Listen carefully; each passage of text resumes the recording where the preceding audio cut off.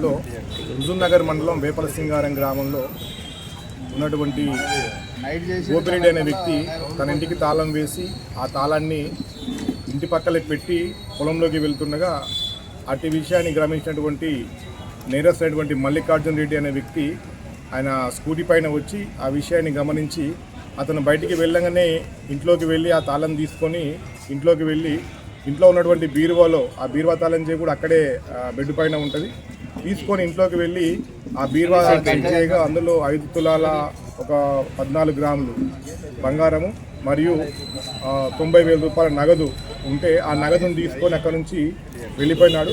మనకు అదే రోజు 3 గంటల సమయంలో పిటిషన్ రాగా కేసు నమోదు చేసుకున్నాం.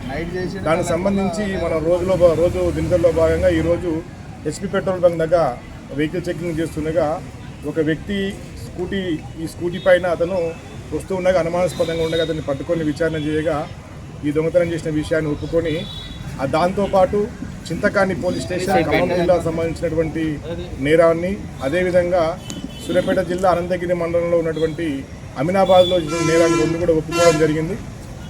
దాంట్లో భాగంగా ఆ నేరం చేసినప్పుడు ఉన్నటువంటి డబ్బులు ఏదైతే ఉందో వాళ్ళ విలేజ్ అనేటువంటి వస్తబాయి మండలము భీమవరంలో ఆ పొలంలో పెట్టిన విషయాన్ని చెప్తే దాన్ని రికవరీ చేయడం జరిగింది. దానికి సంబంధింంచి ఇంటాక్ట్ ప్రాపర్టీగా మనం 5 తులాల 14 గ్రాముల బంగారాన్ని కూడా అతని దగ్గర స్వాధీనం చేసుకోవడం జరిగింది.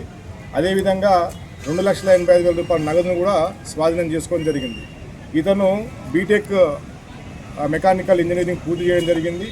కానీ ఇతను క్రికెట్ బెట్టింగ్లకు అలవాటు పడి అతను గల్లీ బాయ్స్ అని 9 ఓవర్స్ అని కొన్ని గూగుల్ ఫోన్లోకి వెళ్ళి వాటిని డౌన్లోడ్ చేసుకొని దాంట్లో డబ్బులు పెట్టడం